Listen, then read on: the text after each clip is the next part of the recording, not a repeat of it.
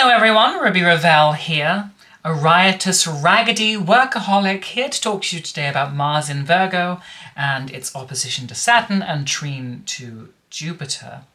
I was reflecting earlier today about how odd it is to me as an astrologer that even people who only have a passing knowledge of the art form focus on their big three, their sun, their moon, and their rising. I was thinking how much more useful it would be for the average person if they understood more about their Mars placement and how that worked in accordance with the rest of our chart. Because while all the different other planetary placements and aspects can tell us very important qualitative things about ourselves, Mars is in some ways the beating heart, the engine of the chart. It is the thing that takes all of those inert, static elements and fills them with blood, with passion, with fire, that brings them to life and demand that they act themselves out in some way. Mars is in some ways the element of time in the chart. If the rest of the planets are the players who've been written into the drama, then Mars is like the director who shouts, "Action!" And the scene has to begin, and things have to play out within a designated time frame. So just as an engine in a car is designed to help a vehicle move so that it can get somewhere, Mars is also that restless, impatient, propulsive principle within us that makes us feel like we are here to do something, that life is here to be lived, that there is some kind of action that we should be taking, that life is a dramatic, dynamic force in which things do not remain static but have to go into motion so that we can get somewhere. Mars is that nagging feeling that with this indefinite period of time with which we've been allotted, we should be doing something. We should be engaging with the blueprint of the drama that is within us. We should listen to the cry of the director shouting "action" and fucking act. So this is why I feel it would be much more useful for the average person to be aware of where their Mars is, because that tells them something about their heartbeat, the natural pace and rhythm with which they operate and interact with life, what gets their blood pumping, what is fuel to them that keeps them wanting to move and drive forward with the momentum of life. But it can also teach us something about our natural energy levels and how best we practically respond to the problems of living and making things happen. Mars is in some way the vehicle which we've been born with. And if someone is trying to be other than what they are, then they are going to have problems. You know, a Mars in Aries is going to be like an F1 car that is racing along at a hectic, frenetic pace and wants to get wherever it's going as quickly as possible. If you're born with a more sedentary Mars in Taurus like me, it's much more likely that you're traveling slowly by foot and enjoying the beautiful scenery along the way. If you've got Mars in Gemini, you are more like a drone or a frenetic helicopter looking for that nice overview of things, but always moving quite fast, never wanting to stay anywhere in one space too long, just in case there's something more interesting going on over the horizon. If you're Mars in Cancer, you're probably more like a swan-shaped pedalo, swimming round and round on the lake without really getting anywhere.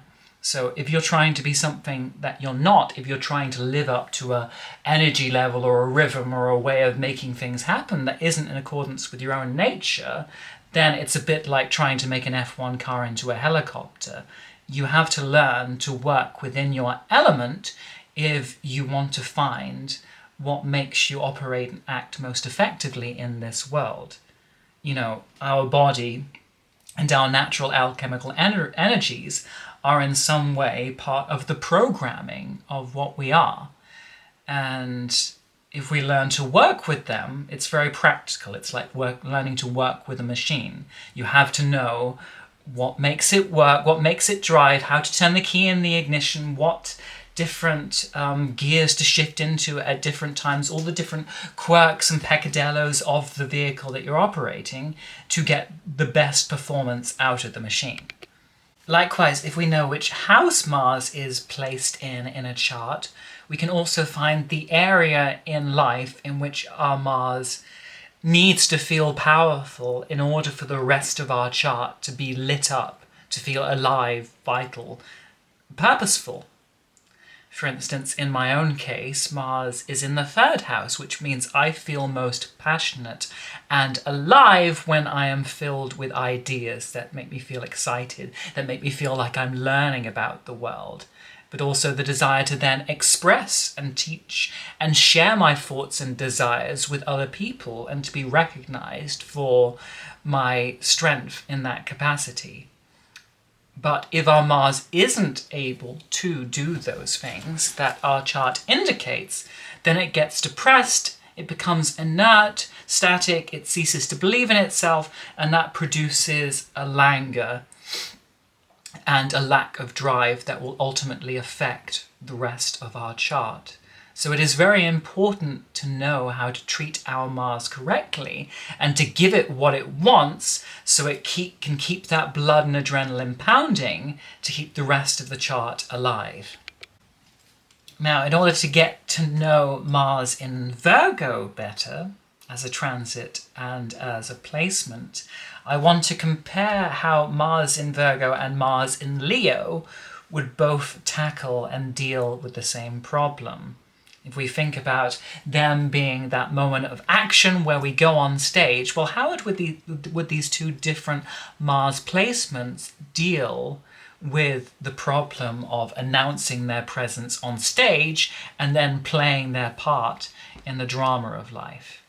Now, the driving urge of Mars in Leo, its Caco Ephes, its raison d'etre, is that when it goes on stage, it wants to impress the audience. It wants to razzle them. It wants to dazzle them. It wants to be the best person in the cast, the very zenith of the dramatis personae, the one who, when everyone else is walking out the theatre afterwards, remarks, "Oh, did you see Mars and Leo on stage? They were the best, hands down. They put all the rest of the cast to shame. Everyone was eclipsed by their blazing solar light. They just had so much force of character, so much personality. Their charm just flooded the room in a deluge of charisma. They had this raw animal magnetism on them, that just this organic blazing light. I couldn't take my eye off them. Their energy filled the room. It filled the stage." That's what Mars in Leo wants people to say about it. So it really wants to individuate itself, to stand out from the crowd, for people to see that this is someone who has total power and autonomy over their actions, who knows how to take authority, who knows how to be the king and the monarch of any situation they are in. So whereas Mars in the earlier sign of Aries might rush rather youthfully and naively into things, Mars wants to swagger onto the stage with the confidence of a monarch. This is someone who assumes that the audience will be pleased by them. Therefore, it doesn't have to over-exaggerate itself or exaggerate itself quite as much as Mars in Aries does, though it may enjoy doing so for dramatic effect, but it wants to come across as being the lion who's heading the pride, who knows their own worth, who knows their own value, who knows their own power and vigor and beauty. They don't need to over-egg it because the proof is already in the fucking pudding. But also, they're not going to be too pedantic on the details. In having this trust in their superiority to the rest of the members on the stage, they believe in their force of character and their intuition and their impulses as being the guiding lights that lets them know what to do when they are on stage. They don't want to listen to what the director told them. What does the director know? They don't want to follow the lines in the script too much, because those lines were written, 10 years ago, centuries ago. They don't have the zest and flavour and magic of the moment, which is what really brings the audience to life. So it's more likely to improvise, to read the room, to feel the pulse of the moment and say, what does this need? What is that buzz in the audience that I can capitalize upon and channel to earn the respect and accolades of the collective? The magic of fire is that it is responsive to things that are happening in the moment, not in the past, but in the now and the possible future. And it grabs that shining vision and it runs with it. And because what it is doing seems so raw and unplanned and spontaneous, it has a beauty and agility and freshness to it that might be lacked by something that was more ponderously thought out and executed. So Mars in Leo says, I'm just going to throw myself into a situation and do it with conviction, belief, and confidence, and trust that somehow through that, all of the little awkward details will figure themselves out. However, every sign gives way to the next one with good reason.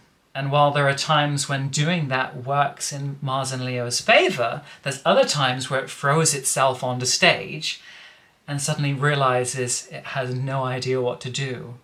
In those moments when its intuition doesn't work, when its impulses don't suddenly flash, when its fires aren't burning for whatever reason, it can find that it flops when it wanted to succeed. So Mars in Virgo is less inclined to take chances. If it's going on stage, it wants to know exactly what it's doing down to the smallest detail, rather than having that risk of going on stage and humiliating itself by being caught in those moments where it was trusting itself to improvise and then nothing came. It said, all right, well, if I plan out everything in advance, down to that smallest minute detail, then nothing can go wrong because I have already practically organized it. In the whole choreography of my sequence on the stage, I have written down, learned and rehearsed obsessively every last move so that nothing can go wrong. All I have to do is have the skill and self-mastery and discipline to execute all of those things in the right sequence. And this says something as well about the nature of the performance that Mars in Virgo is going to give. Whereas Mars in Leo wants to be impressive and powerful and authoritative in a way that makes people say that person is special, Mars in Virgo is going to be more interested in demonstrating the agility and the perfectionism of its technique, but also making sure that whatever it's doing is truly serving what needs to be done on stage. Being an earth sign, it still has a sense of practicality, that what is my purpose and role in the show? I'm going to take that specific purpose and that specific role and execute it as perfectly as it needs to be, because my job is to serve the show at large, to be a servant of the show, to be a servant of the art, rather than someone who is just looking for glory for themselves. Leo only cares about that moment that he's on stage being looked at. Mars in Virgo is more likely to think about itself in relation to the rest of the show and what it is actually giving and what the overall purpose of the show is meant to be. So Mars in Virgo wants to execute a performance that is of the highest standard. While Mars in Leo may go on stage and be like a jazz musician who they have no idea what they're going to do, they have no idea what notes they're going to play in advance, they're just going to listen to the music, they're going to respond to whatever feelings and excitement that it arouses in them and just trust that the right notes will fly out of the instrument at the right time. And by trusting in this method, sometimes it's going to come on stage and it's going to do a glorious, amazing solo that wows everyone and burns everyone's faces off. Other times it may try and it'll put in all the over-egged, overinflated passion that it can, but it might just not come off. And part of that gamble, part of the uncertainty of it, is what keeps fire interested. It enjoys the process of not necessarily knowing what happens. Whereas to Virgo, the idea of doing something and doing it unwell, doing it badly in a way that other people can see, is one of the biggest humiliations imaginable. It's going to be very critical of itself. So unlike a jazz soloist, it's probably more likely to say, well, rather than improvising, I'm going to write something beautiful. I'm going to write something that is perfect for the moment, that I can execute and repeat note by note, phrase by phrase, night after night. But even then, it's not going to be content. And this is the thing that makes Virgo uneasy among the earth signs, is that we associate Virgo with criticism and with the critical faculties. But there's a reason for this, in that Virgo is looking to improve and always better and augment the performance or action of whatever function it is committed to. It's not like Mars in Taurus, which is happy to do all that it needs to do and do no more, and happy just to repeat that night after night with the philosophy of if it ain't broke, don't fix it. It's always going to say to itself, well, last night was good, but it was a bit sloppy here and there, and that bit felt a bit weak. How can I do it better tonight? What bits need tweaking? It's in that analytical mode that's always looking for the way that things can be refined, they can be improved, they can be taken to the next level of expertise. So because of this, I find it quite funny that that Virgo in general has a reputation for being all about routine and ritual. Because in my experience, Virgos love the idea, the concept of finding some kind of perfect routine or ritual or construction of their day and their use of their times, of their energy that is absolutely perfect and which will somehow work forevermore. However, they are a nervous, erratic, mutable sign. They are too aware of the constant changes occurring in the world and the constant changes of seasons to understand that there's never going to be a one-size-fits-all routine or rhythm of way of responding to things that always works. What works in the summer may not work for winter. What works in the spring may not work for the autumn. We have to always adapt ourselves to the changing needs and resources that are available to us at different times. So that's why Virgo is always oriented towards trying to improve or tweak or moderate or modify whatever it's doing. It's not just performing in a martial manner, it's also analysing and editing its performance at the same time. And that can be very positive in terms of the fact that it's unlikely to rest on its laurels. It's always going to be looking to learn new things, to master new skills, to incorporate new knowledge, to always try and look at whatever it's dealing with or whatever it's acting from a new level in a way that keeps it engaged and stops it from becoming stagnant or lazy or docile, as the earlier sign of Taurus can sometimes be guilty of.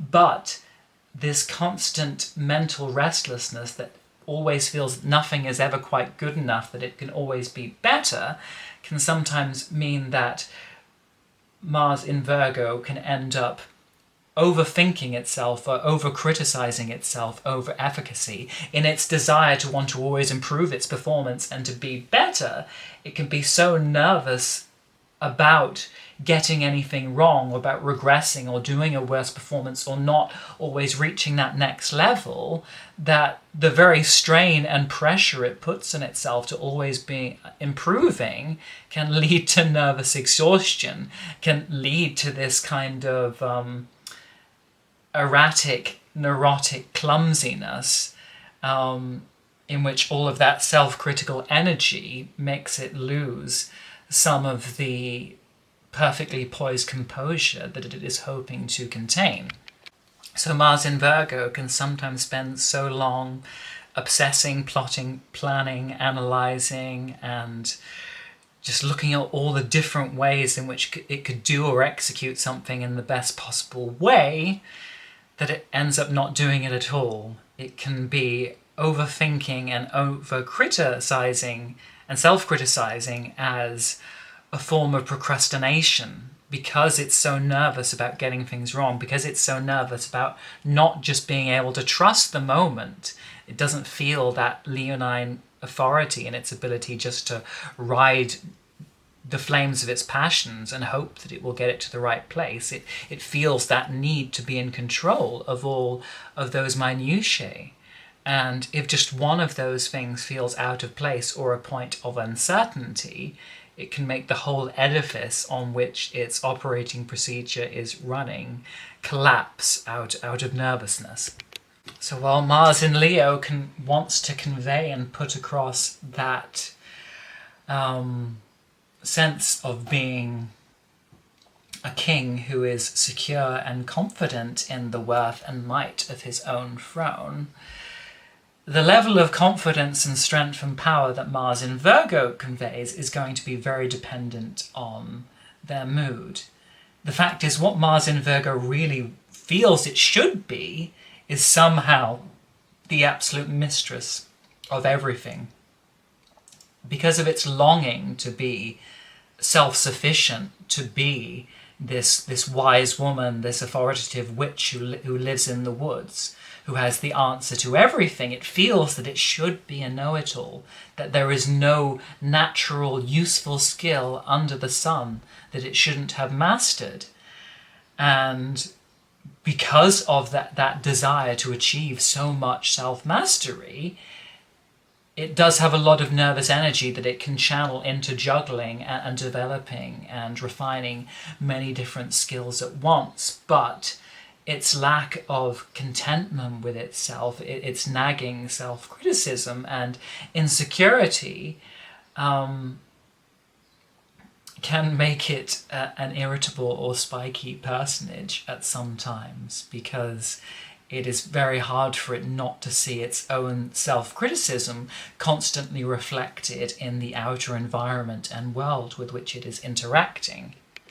So again, to compare it to its earlier Earth sign of Taurus, Mars in Taurus is genuinely a creature of routine and habit. If it's done something once and it liked it or found that it was fitting enough for the purpose, it may go on doing it exactly that way for the next 30 years. It'll say, well, that's how I've always done it. That's tradition. That's simply, part of my natural rhythm. Virgo may do something or construct a routine for itself for a week and then find that, well, actually, I'm not sure if that's working, or that bit felt a bit off, or I'm not sure about this bit, or well, that bit worked fine, but actually someone said something nasty about this, so maybe I need to change this.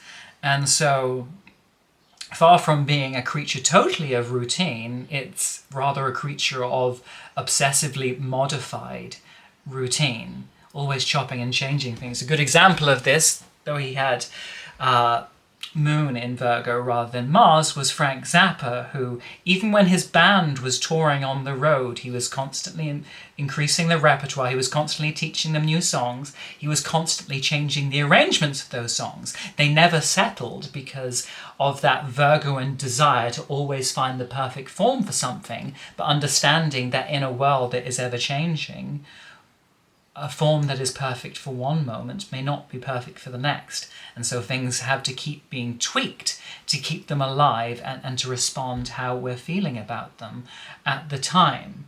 But whilst Mars in Taurus can be too habitual for its own good, it also conveys a certain firmness, a certain stability that has a confidence and a lasting power to it.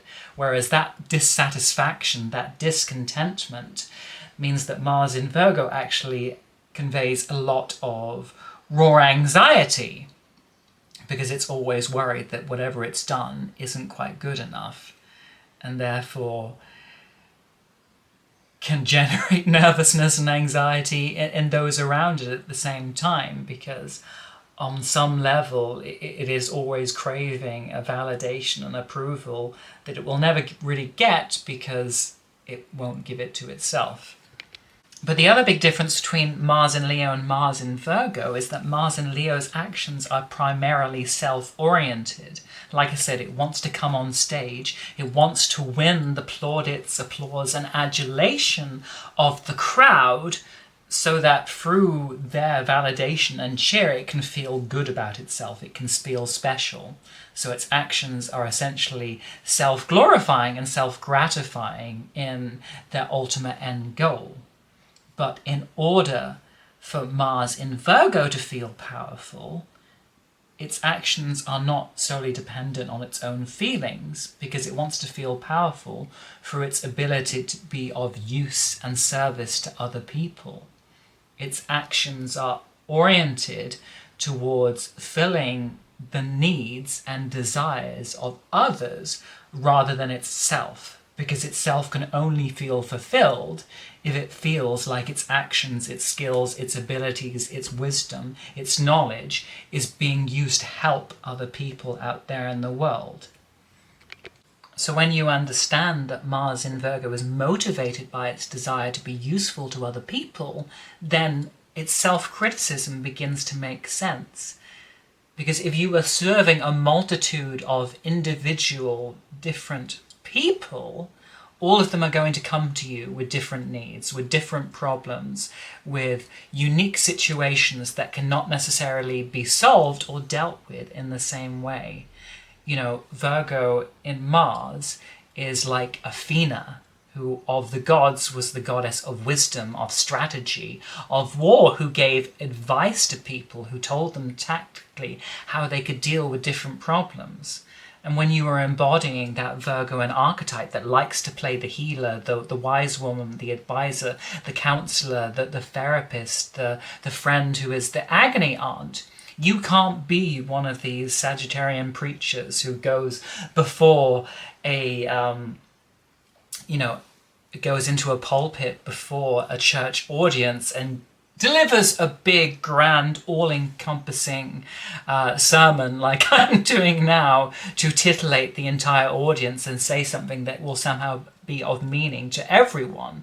No, Mars in Virgo wants to deal with individuals and to cater whatever it is saying to meet the needs and specifications of that particular person.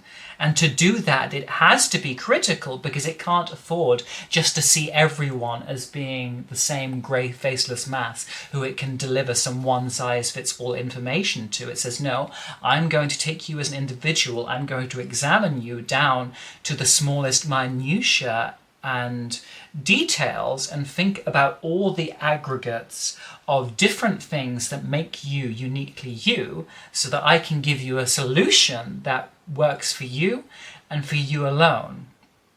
And, you know, if you're a doctor, if you're a healer, if you're a therapist, every day someone is going to come to you who may in some way be totally unlike anyone you've ever dealt with before. You know, you may have had one client, you treated them very well, someone else comes in and they have needs or problems that are very unique and personal to them. You can't just bluster your way through that with Mars and Leo and say, well, it worked for the last guy, you know, I'll give him some old snake oil spiel and, you know, I don't really know what I'm doing, but so long as I say it confidently enough, you know, hopefully they'll believe me and somehow my charisma alone will heal them. You know, Mars in Virgo is going to say, well, actually, I don't necessarily fully understand this problem, so I need to speak to this person, I need to learn the fine details, I need to ask them all the relevant questions, which will help me highlight and determine what the problem actually here is, what I actually need to do.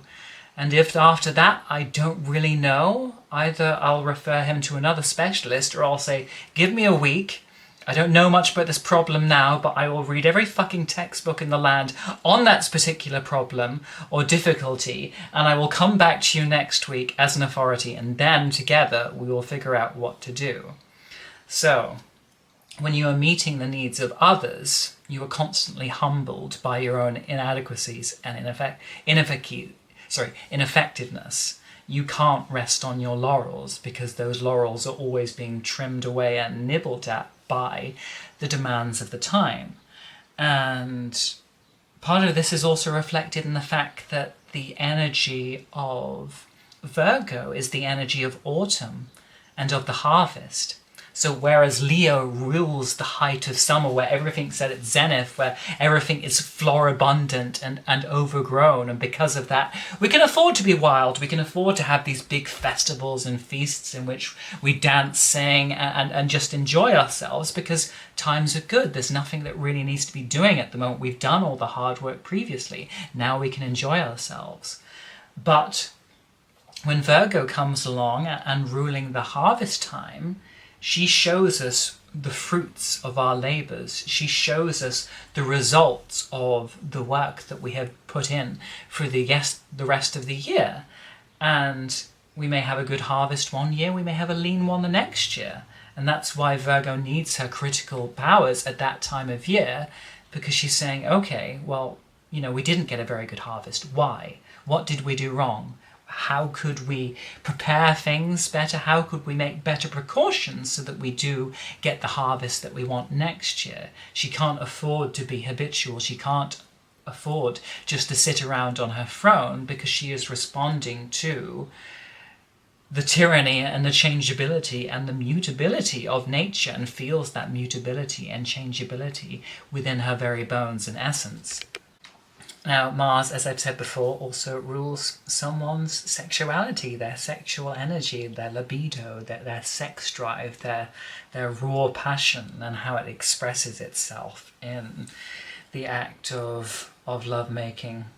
If you don't consider that too genteel a term.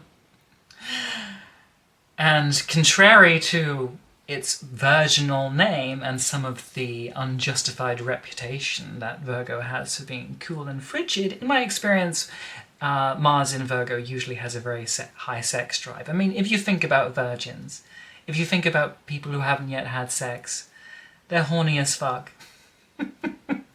And all they think about is when they are finally going to have sex. So you've got to think there's a lot of raw, untapped energy there that is very keen to make itself expressed. But if you'll excuse my jocularity for a moment, Mars in Virgo is also an earth placement, and earth signs, more than any other, are intimately connected with what it is to actually have a body, to be a physically incarnate being, and to be aware that your body has desires, that it has wants, that it has needs and cravings that are perfectly natural and organic.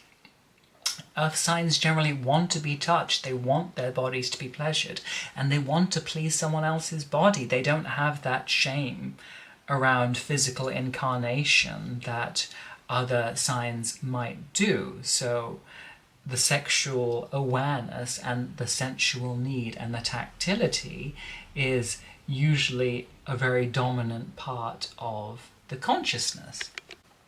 But also, Mars in Virgo has an awareness that sex can be healing, cathartic, therapeutic, that it can be a way in which we can release stagnant energy and work through obstacles and make ourselves feel revived and revitalized through the alchemical interchange of energies that we experience with other people.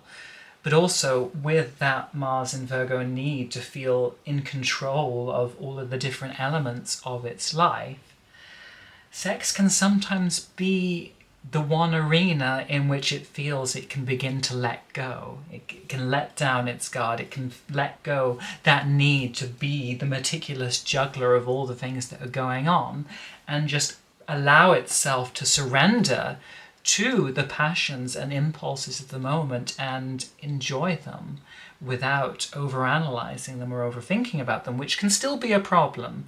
Obviously, this will be dependent on its aspects and placements to other things. With some Mars in Virgo people, their main desire in the bedroom is to perfectly fulfill their partner's desires. Their main enjoyment is through their ability to maximize the enjoyment of their partner.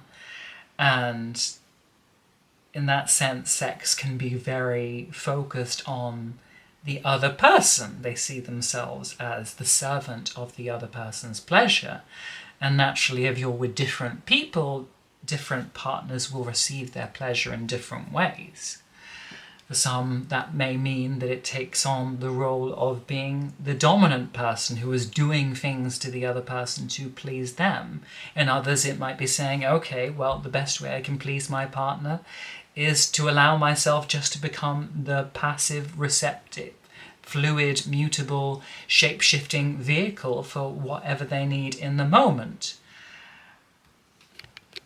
So Mars in Virgo is going to want to bring that same thoroughness, that same attention to detail, that same exacting drive to achieve things to the highest standards to the bedroom that it brings to everything else. It's going to ask itself, what can I do to give my partner the best experience possible?